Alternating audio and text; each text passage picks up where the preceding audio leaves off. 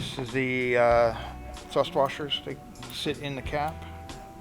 And I'm just putting assembly lubricant on it. Keeps it lubricated during assembly and for your initial startup when there's no oil.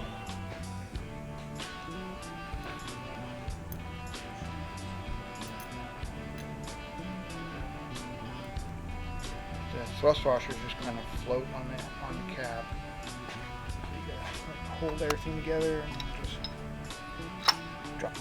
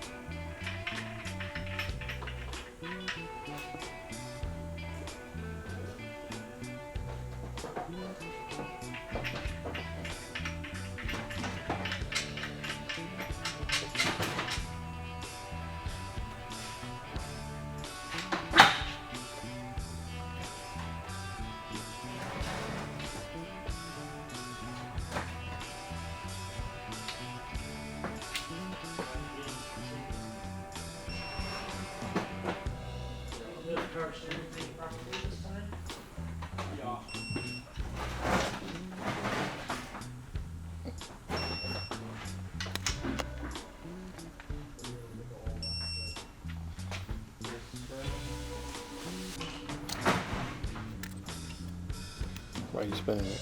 Just to make sure it's got no spots on it that hang up. So what we're going to do now is we're going to check the end float, which is how much the crankshaft moves back and forth. Spec on this particular motor is 4 to 6 thousandths, I believe. We're going to measure it.